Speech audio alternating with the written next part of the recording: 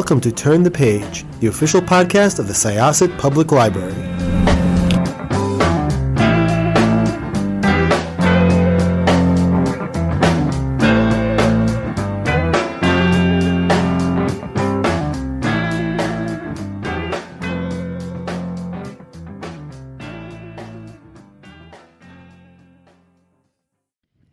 Hi, this is Evelyn. And Jessica, and we're here with Madeline Berg.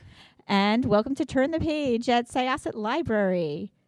So Madeline is a longtime resident and patron. We've known her children, and we've known her for a long time, and she wrote a book. Would you like to tell us about your book? So the book I wrote is OMG, You Think I'm Fat, How to Talk or Not Talk to Your Child About Weight. We can all relate to that. It's tough being, I guess, on either side of that, but Well, the reason I wrote the book in the first place is because I have a big weight loss practice right here in Woodbury. And I would just listen to all the stories of all the people that came through my office who were still struggling with their weight. And every session started with what happened to them in childhood, how that they were probably overweight or almost overweight as a kid, and what their mom usually, but sometimes both parents, sometimes grandparents, did to try to correct the situation. So no matter how old this person was now when I was talking to them, they were still talking about the injustices that happened to them when they were a kid, and they're still struggling with being overweight. So whatever their parents did didn't work. that's interesting because it plays into the psychology of everything. Yes. Yes. Yeah, I can relate 100%. I have a daughter that, unfortunately, I carry out the same stuff that my mother did to me. I haven't changed, and I certainly need the help to learn how to do that. So I understand. And in reading your book, which I very much enjoyed, thank you for writing it. Thank you. I still don't know what to do, though, because I'm troubled. So tell our listeners, give us some advice. What have you heard? What do you recommend? You know, it's really, really hard because, like what Evelyn just said, it goes from generation to generation. So you're just carrying out what your mom did to you, and you're inadvertently doing it to your daughter is because we're too afraid to do nothing. Right. So what all I hear at the time from my parents when they come to me, I can't just do nothing, like very emphatically. Like if I do nothing, she's going to continue to gain weight. And my point is, I'm not asking you to do nothing, but I'm asking you to please stop doing what you're doing because it's not working. And this is like really interesting fact is that if your child thinks that you think they're overweight, regardless of what their weight is, they're much more likely to become overweight. Wow. That's interesting. But don't they have to want, isn't it like the most important thing is a child has to want to watch what they're eating. You can't force anybody to, I mean, you could not bring it into the house. I understand that. But in this day and age, these kids could get everything. You know, and my just to kind of throw that in there, and this isn't a parent and child, but like with my grandparents, when and my grandmother, I know, you know, she had this thing where she had to be a certain weight all the time, and I know she pressed on her kids about it, and it waterfalled out to everybody else in the family, including myself, just, you know, the lessons that they learned because they thought that this was how you're supposed to do this. But my grandfather, you know, he'd been skinny and then not so much when he got older and he had to lose weight. And my grandmother would be like, well, we're not keeping this in the house. Well, whenever we'd go anywhere with my grandfather, we'd open up the glove compartment and guess what would be in the glove compartment? Yankee Doodles like my father. Chips and candy. So yeah, like Evelyn said, okay, so, you know, so really there's a foundation of it, which But the real point of this is that you can't ask a child to do something that a grown-up can't do. Right. good point. That is just too hard. So to have it in the house and to ask the kid not to eat it, it's too big of an ask. Because if it's in my house, I'm eating it. So Yes. you have to assume if you're bringing it in the house, you're sanctioning whatever it is, and you can't, and your kid might eat the whole thing. And you can't stop them. Because there's nothing more aggravating than someone telling you you've eaten enough. You know, or you've eaten too much, or you have to stop eating now. Because how is a child ever going to develop their own sense of hunger or fullness if we're always telling them, you're hungry, you're full? We completely short circuit the whole idea of intuitive eating that way. What about the fact, which you've brought up in the book, when you have children with two totally different body images, and not only body images, but actual bodies, and one could eat everything? How do you deprive that child of not having it in the house for the other child who really shouldn't be eating it? What do you recommend in that case? Two things. One, kids know fairness more than anything else.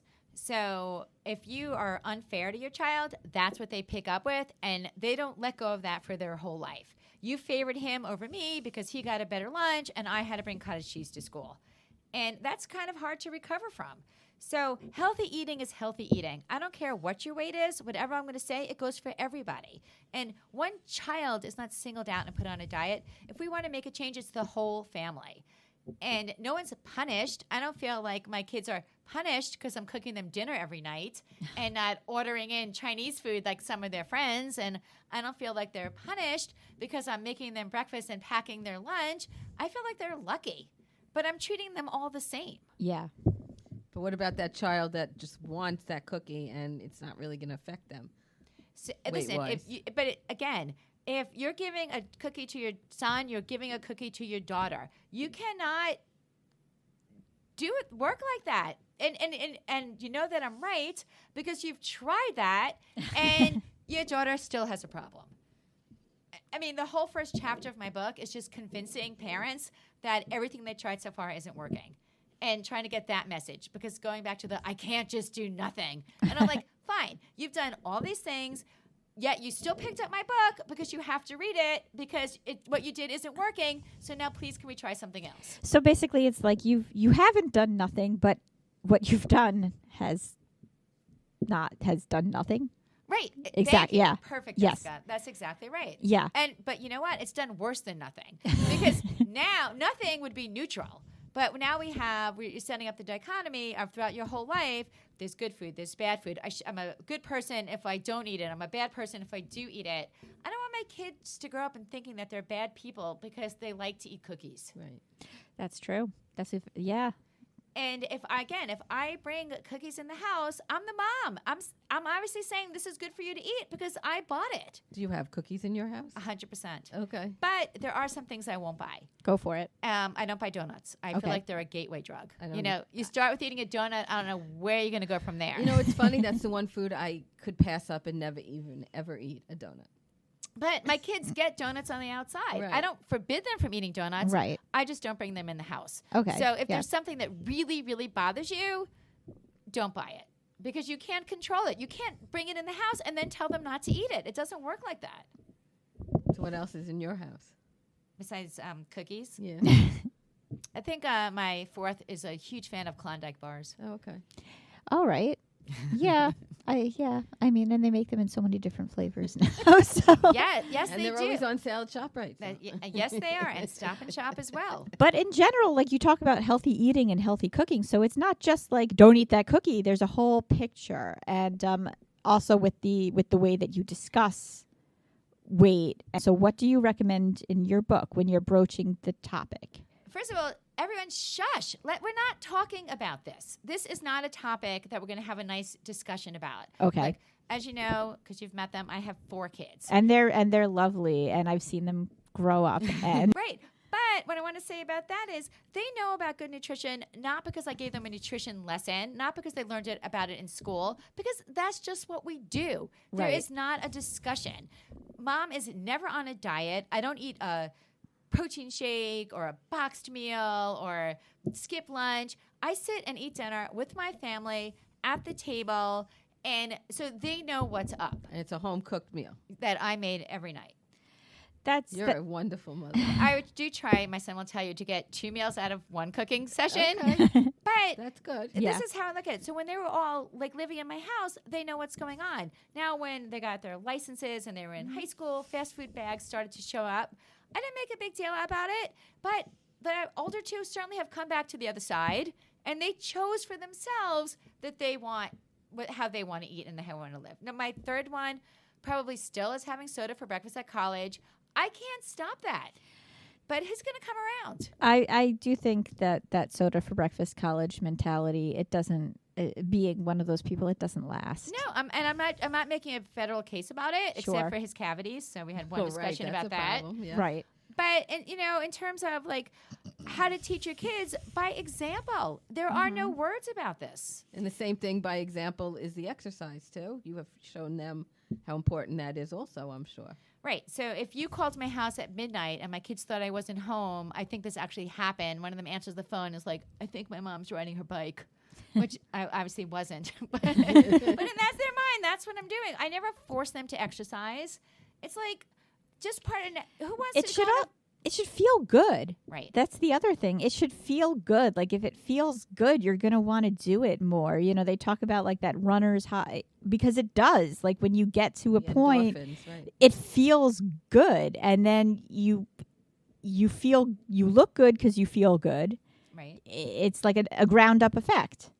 But I do, you do learn from example. I mean, if children see their parents cooking, they'll be more apt to play cook, which then, carries on to their interests. And I mean, as librarians, we're taught if you see your parents reading, Right, they'll be exactly. readers. It's the Why wouldn't same it be the thing. same thing? Yeah. It's exactly the same It's thing. like my niece, when she comes over, she plays restaurant because she's so used to eating out all the time. So she plays a restaurant, and my daughter has to, she writes down, and then we have to sign the check and the whole bit. She plays restaurant. Right, which is But super cute. My sister does cook, but yet that's what influenced her is the restaurant. Yeah. So But again, talking about going into a restaurant, if you take your child into a restaurant, a burger place, you can't ask them not to get a burger. You brought them there. So know where you're going. If you a burger and fries, that's what you get at a burger place. That's true. They can come out with as many salads as they want at McDonald's, but kids only they're want the never. burgers But and they're not french fries. redoing like the Big Mac. They're constantly redoing their salads because what sells is the burgers at the burger place. But the interesting thing is, like about McDonald's, is just having the salad on the menu makes people feel better and healthier about themselves, but nobody orders it. It's enough that it's Exactly. there. Well, and that's my point. Like I can think of about 10 different times they've reworked their salads. I'm making quotations in the air because you can't see. There's no visual. But they haven't it's not like they're constantly reworking their Big Mac because they want people to buy it. People are already buying it. If anything, they're adding an extra patty on it. So More special sauce. So you're right. You do and more special sauce. So you do have to really you can't just go into if you're going to take your kids to a fast food place, you can't be like, yeah, and you're getting the salad. That's not going to happen. Right. They're going to be eating fast food. There's no Yes. Happy Meal for salads. But what about this Burger King, the Impossible Burger? What do you think of those things? Those plant-based? Horrible. I Just know. horrible. It's They're so even more greasy fattening. and just disgusting. Yeah, Just- I don't like that either. It's like, why do you, I mean, I understand some people are vegan, but they're not the people that are going to Burger King. Why do they need a substitute? I think, they might be trying to court those people. Yeah, I don't know if they would, but I don't know. It looks nasty to me. Again, look, you can't control your child's weight, and parents don't want to hear that. You think that there must be something you can do to stop this. There's a magic pill out there. But and a parent's having a trouble controlling their own weight. So okay, what are you doing to stop this? And how do you expect your kids to do more than you? that's a good point. And psychologically, it doesn't seem to be working in general. So You know what? I think one of the most heartbreaking things that I see in my office is the mom comes in, and I don't see kids, but every once and again, one will slip through. They convince me. I'll let them come in. But even to see the kids there or not there, I will see the parents on their own without their child to talk strategy. And the mom will say sometimes in front of the kid, I just want him or her to be more confident. So right by saying that, you are just now equating that they can't have confidence because they're overweight, right? And that's a great confidence robber right there. So if you want your kid to have more confidence, you have to be more confident because they're watching you. And the mom is the most beautiful person in the world for their child. that's, yeah. And if, so your kid's looking at you and you're saying bad stuff about your own body, they're saying, wow, mom's so gorgeous, but she thinks that there's something wrong here. So how am I ever going to be good? Because mommy is so gorgeous, but she doesn't think so, so I'm never going to be gorgeous. So right there, you just robbed that confidence from them. So in the case of modeling, and modeling, just in general, what would be a better approach if the parent was talking, if like you're having a conversation all together? Who am I talking to exactly? Well, let's say you're talking to the child. I would not talk to the child. I'm really... You're really on the... Let's not have this conversation. Unless the kid can drive to me Right. or like has extreme extenuating circumstances, I'm Right. not talking to the child. And I don't want the parents to either, because here's what a lot of parents do. All right, now we're healthy eating. We're starting Monday. We're cleaning out the house.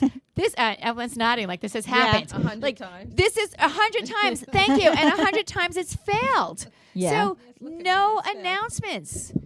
What I want parents to do is not change everything at once, but behind the scenes, make a couple of changes.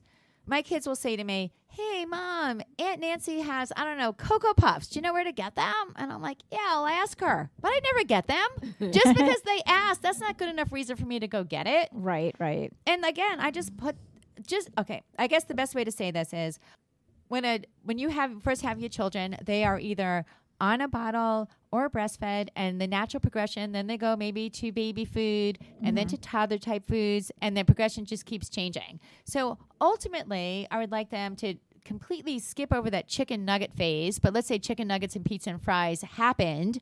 Now we're just progressing to more of an adult type food. But we're doing all of these things without an announcement. We are just doing these things, and it's very natural to have your shopping list change over time. That's That's true. I mean, very it's true. changing. It's if you're buying, formula, for instance, you're not going to do that forever. I mean, even if you're breastfeeding, like that's not on your menu, but it has to come to an end. So that's true. And I think, my children have had they're younger, and their bedtime is usually earlier, but as they get older, we've been integrating more family dinners into our lifestyle where we do eat the same thing, and they might not love what we're all eating at first, but eventually, like, this is what we're eating, and it's part of family together time, and it's supposed like being. It should be a positive experience. You shouldn't be dreading meal times. 100%. And look, I've made so many dinners that not all my kids ate. But, I have 4 kids. So I'd be like, all right, well, 50% of you ate. That's pretty good odds. 3 kids ate 75%. That's pretty good. So if someone doesn't eat, they're not going to die. I'm not having a battle over this. They actually once said to me, do you think it's weird that you just cook dinner for yourself? And I'm like, no, I'm hoping that you people will eat it one day. I made enough for you, but I'm not going to dumb it down. What's a typical dinner in your house? It's interesting because I've got it down to now it's a protein and a vegetable, and I have nothing against the side dish except that I'm lazy on time. Okay. So I just phased that out because I don't want to do one more pan, and no one even asked for it. Really? No one's like, hey, where's my rice? Where's the potato? Every once again, they'll be like, can we have a potato? And if I have one, I'm like, sure. But if they're not asking, I'm not making one more pan. That's They would be asking in my house. they would be. Oh. So we're going to have to try to phase that out, that little bit of rice.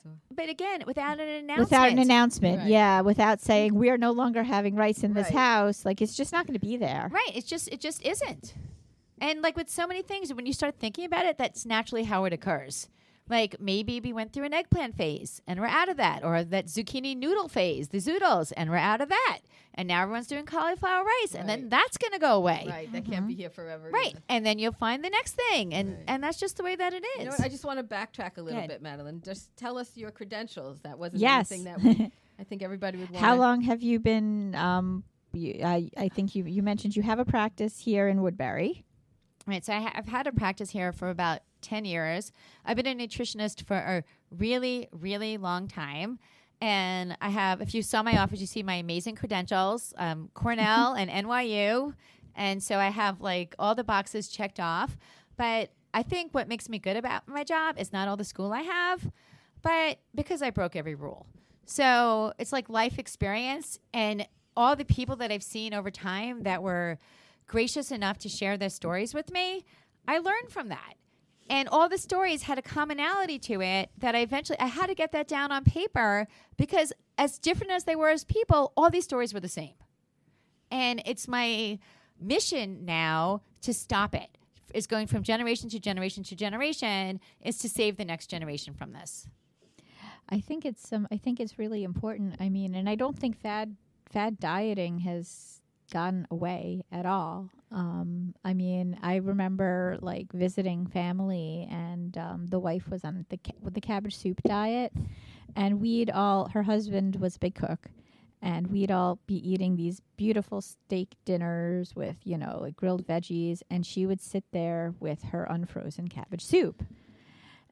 Looking Looking punished and sad. But here's the kicker, and I'm sure you already know the punchline. She didn't lose any weight. And you can't live on cabbage soup forever. Like she always, it didn't do anything. I know. That's right. Exactly. That is so completely my point. And the other thing is, people like to make such a big show in public about their ordering. Why they chose this, why they didn't choose that, such a pain in the restaurant. I'm like, I don't really care why you chose it. Shush everybody.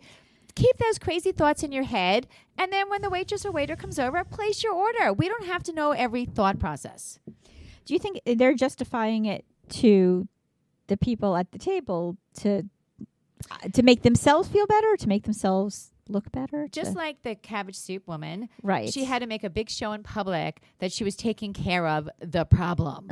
Yes. But in private, who knows what was happening. Right. And so part of our problem is, and I also address this in the book, is that weight stigma has been going on for years. And our thoughts haven't changed. No, I'd say. Yeah, no, if my family, I could agree with that 100%. How do you feel about all these Instagram photos of food? Every time these young kids go out, they have to show their food, what they're eating. I will say sometimes it's and I do like watching cooking shows. Yeah. I find it inspirational as somebody who has kind of learned to enjoy cooking, to watch people cook.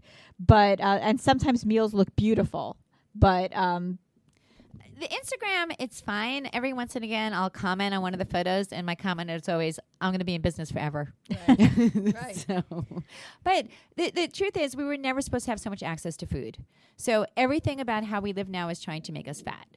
And so the default option in this country is to be fat. There are more people who are obese and overweight than of normal weight. So if you don't want that to be you, you actually have to opt out of being fat and go against the grain. And that's a big ask. And that's a big ask for a kid. Because here's the thing. I know this girl, she went away to college and she gained 40 pounds. She wasn't any worse than any of her friends. They were all eating pizza in the middle of the night. She just had her one slice. She wasn't eating her own whole pie, but she was the one who gained the weight. So these people who are gaining weight, they're not bad people or are doing anything different than what I'm doing. It's just their metabolism is such that it's unforgiving and body can't process all this food that's available to us. But other kids, they could eat whatever they want, never gain a pound. That is very true. So another thing that I see parents come into a lot is they don't want their kid to get bullied. They're like, well, if my child's overweight, they're going to get bullied, like we just talked about, how they're discriminated against the overweight, and especially like even by family or in the work site or at school. But what the parents don't realize is that inadvertently, many parents become the kid's first bully because they do things to the child that they're saying maybe lighthearted or if it's a joke, but the kid takes it really, really hard. Or I know one girl, her dad called her chunky monkey. Someone else, the dad was always pinching the fat under her chin. Someone else getting the fat in her abdomen. So all these things, you're worried about like a child bullying your child. Look a little bit closer to home and see if you have always been as kind as you could be. Not always been as kind. I get that. I do it, unfortunately, and it has been done to me also. So, like you said, it's just one generation. You got to break the cycle. Break the cycle. So relationships can be repaired, and who hasn't made a parenting mistake? We all have. We're human, right? It doesn't make us bad parents, just human ones. So it's okay to apologize to your child, to say, I've said these things. I probably hurt you. I am sorry. Like, I will not say these things again. How did it make you feel when I pinched the fat on the back of your arm? I'm like, very, very nice sorry. little Right. Or whatever it is, we're allowed to apologize. It can be heartfelt. It can open up a conversation. You can say, didn't realize that I was being so hurtful. That's and I think it is just in general in parenting. It is important that your children know, like, that you're not infallible, and it's okay, to own up to your mistakes. I think we're talking about modeling. That's a good way to model. I mean, like, so the teaching moments that maybe you thought that we'd be talking about on this, you probably thought it was going to be more about health and nutrition, but it's about repairing relationships, because that's what this whole thing is. Because kids want to make us happy. That's what they do. They're trying to please us. But if they feel the only way to please mom is if I don't eat the cookie or if I lose weight, it's a problem. And one of the huge problems that happens is, and this ultimately could result in disordered eating or eating disorders, is that, the kid gets praised so lavishly for losing weight that they keep losing it, or what happens when they gain the weight back? And now they're feeling their self-worth really takes a hit because, wow, Dad thought I was so gorgeous when I weighed 100 pounds, but now that I weigh 200 pounds, am I not gorgeous anymore? 2 times the amount to love, though. But that's not how it feels. It doesn't feel that you way. have to feel comfortable in your own body, and if you like, your psychology is that your body is you and your worth, the comfort isn't going to be there as your body, when your body is not what it is when you're getting that praise. Right. So it's really tricky. You're like, how come I can't tell my daughter that she looks better? I'm like, shush, you can't say that. You can say, wow, you look so happy today. Like, where's your happiness coming from? I love your smile, anything. But to comment on anything that can be construed as in the weight vein, you are now creating a problem. You're right. This is going to be a lifelong thing for you to try to teach the world to do this. It's very difficult. It is very difficult, but the message has to get out. Your book is here in the library. I got it. There's a digital copy was the one that we had. So so how long has it been out? Are you planning on another at some point? Great question. My book has been out since the end of January. It's in a bunch of local libraries. I keep checking on it. It's always checked out. So I'm hoping more libraries will start carrying it. I think the title is great because I think it's very honest. Like, there's nothing... There's nothing like, it's not trying to be like this. Say the title again. The title is OMG, You Think I'm Fat. And that literally comes from that moment when the kid realizes that you think they're fat. Because you all of a sudden you say to your child, did you need that second piece of cake? Did you really need to eat that? And the kid's like, oh my God, you think I'm fat. Right. And at that moment, we have just created a problem. But it's good because that's exactly what you're picking up when you pick up your book. It's not like, it's not flour, it's not sugarcoating. It's very honest about that moment.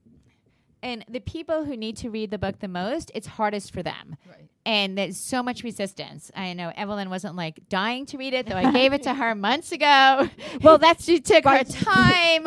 I have a lot of other things to read. I'm a reader's services librarian. Of course, but we've had some private chats. I'm like, hey, hello, my book is for you. No doubt about it. Your book is for me and for my mother. Right. And you know what? She's not going to be listening to this podcast, by the way. Okay. It's a really, really tough. It's the one area where really good, caring parents can't get it right. That they just completely. You know what? We want to give them the food. Like, I still to this day, I bring in the cookies and I bring in the crap because I want them to be happy, even though they're not. They shouldn't be eating it, and I shouldn't be eating it. But it's there because you want your child to be happy. Okay, so listeners, I want you to note my dramatic eye roll on that. It was there. I watched it, and Evelyn watched it too. Because, here's the thing. I think that kids can have an amazing, happy, incredible life with some crap, but not a huge amount of crap. And when my kids were like trying to make weight for wrestling and they'd say, Mom, look, I'm eating only chicken or salad for this many weeks, I would respect that. And even if their favorite Klondike bars were on sale, 2 for $4, I left it at the store. That's what I have to learn to do. Right. When it's on sale, buy one, get one free. I don't need to. You don't need any. Okay. Point of purchase, because if I can't resist it, again, how do I expect my kid to resist it? I can't ask them to do something I can't do. But what I tend to do is buy things I don't like. But you don't want your daughter to eat it either. So here you go. You bring it into your house, and then she starts eating it, but you're her supplier. I am the supplier. And now you're getting all twitchy. Right. And she's like, what, Ma? You bought this for me. Right. What? Why is it here? Right. If you don't want me to eat it, why is it here? Exactly. It will not be there. Well, parents send mixed messages, and it's very, very confusing. You're like, okay, food is love. I love you so much. Here's the food, but don't eat it. Correct. Absolutely. You are right. Yeah. And Your kids are young still. So well, It starts. No, but Yeah. it starts. Because here's the thing. Parents like to bribe their children to eat their vegetables, right? If you don't promise them dessert, how else are they going to eat their vegetables? But they're better off missing a few vegetables, if you eat your broccoli, I'll give you cauliflower. right? But they're better off missing their vegetables than you like holding dessert for ransom. What's wrong with a piece of watermelon for dessert? Nothing. Nothing wrong with that. Or a nice mango. And the other thing is that, like I was talking about how everything about how we live is trying to make us fat. So at home, you can also use those same principles by if you want to eat your kids to eat more fruit, that's what you keep on the counter. Absolutely. And I'm not saying don't have cookies in your house, but I don't have them on my counter. They're in a cabinet. They have You to have to go work find it. to get it. Because if you walk by and you see a box of cookies, you're just going to grab one. They're just going to grab one. But if they see an apple, that's what they're going to grab. And you know what? My joke is if my kids saw dog food, they'd eat that too. Whatever's out on the counter. Mine are a little pickier than that. No dog food? No. Even the dog won't eat the dog food. The dog even wants the regular food in our house. Right. And why is that? Because you set that up that the dog even knows regular food exists. And it's better, yep. I don't. The others all do. I don't. oh man, Yeah, That's, this is a very hard topic. It is and really it does hard. damage relationships. It makes it difficult to talk. You don't want to go swimming with your parents. You don't want to go out with them. You don't want to do anything because it's gonna warrant a look or a pinch. My mom can tell my weight within 1 pound. No. Hey, I can lose a pound. Hey, you lost a pound. Right. And so you may think, what's wrong with that? She has a superpower, right? She should be in a carnival. Guess you my weight. So, but when you say something like that, you're showing that you're watching. Right. And as soon as I know you're watching, now I'm uncomfortable about things. Well, when I gain weight, I'll walk into my mother's house and she'll be like, how's that diet going? And I know right away she saw that I gained weight. Because when I lose weight, she just tells me how good I look. And there you have it. I know the difference. I think right there. one thing that kills me as somebody who had children and I had a difficult pregnancy and I'm small and I had twins, I'll see everywhere, on magazines, people talk about people's postpartum bodies. Is Megan going to snap back after she had her baby? This actress had twins and look, they're back down to, and it's everywhere. It's in when you're food shopping. And I think your body changes partum and postpartum. It's really emotional and you're being judged by the media because you're supposed to hold a mirror against these celebrities, which really you shouldn't be, but this is what everybody does, and then you get that at home too. Again, everyone always loves to point to the media. That the media is why we're so obsessed with thinness. It's the media's fault. I don't think it's their fault. I just think they're, they're contributing to the conversation for sure. Not disagreeing with that, but again, I feel it's much closer to home.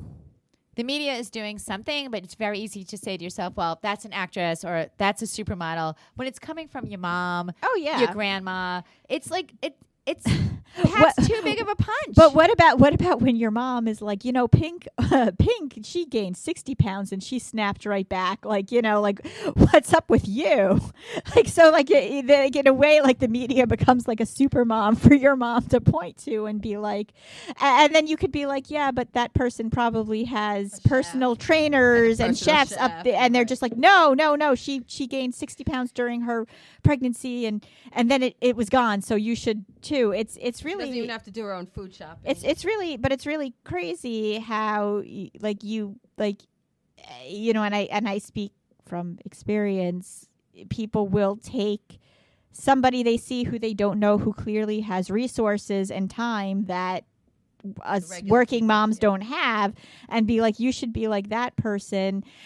And you're just like, yeah, no, parental figure whose, trust I have put in you in my whole life. It's not that you can. It's not realistic. Talk about resources. Look at Oprah. She bought Weight Watchers, right, and now if we can just take 1 minute, can we talk about the Weight Watchers app that came out? So this new app came out, and it's targeted for children as young as 8 years old. Oh my God. And I'm obviously 100% against it. And it goes with a red light, green light, yellow light type food system. There's a doctor on Long Island that does that, or a nutritionist on Long Island that does that. Yes. So they copied her. I'm sure that a lot of people have gone that approach, but really Weight Watchers wants your business for life. So they tapped into, now I can get you from when you're 8 years old to when you're 80 years old, because the diet will never work and you will be constantly chasing something that's elusive. And cannot come out strongly enough against that. And again, teaching your child to count calories, or like the equivalent of counting calories, the calorie in something is the least interesting thing about food. And if you make a decision based on calories, I guarantee you're going to make a bad one. I agree with you, because I don't think that, I know personally, they now on all chain restaurants, they have the calorie count listed, and I don't think it really helps. I remember somebody being like, well, it's supposed to help you make better choices for yourself. My favorite quote was someone said, calories should have never left the lab. Because basically, the definition of a calorie is when you put a food in a calorimeter and you burn it, and that's how much energy comes out at the other end.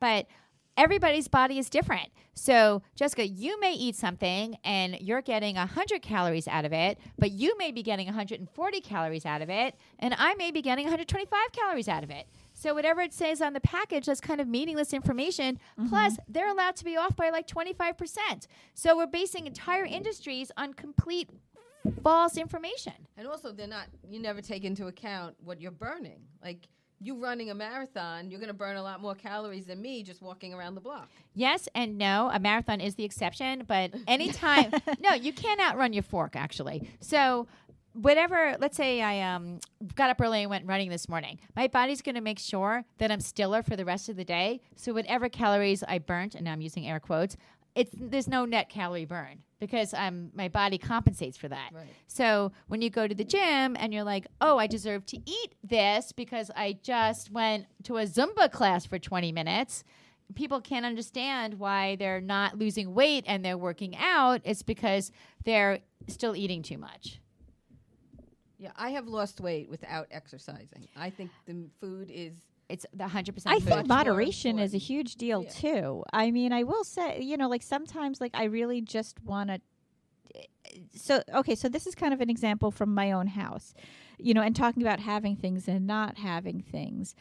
I find that when I have ice cream in my house, I eat less ice cream than if I go out for ice cream. And this is why. If I have a container of ice cream in my house, sometimes I just want to taste it.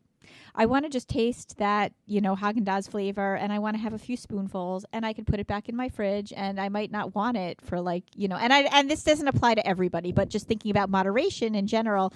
But if I go out and I get a sundae, like you go to an ice cream place, of course, I'm going to get a giant ice cream sundae at Krish's, which is a great local ice cream parlor that hasn't changed since the 50s.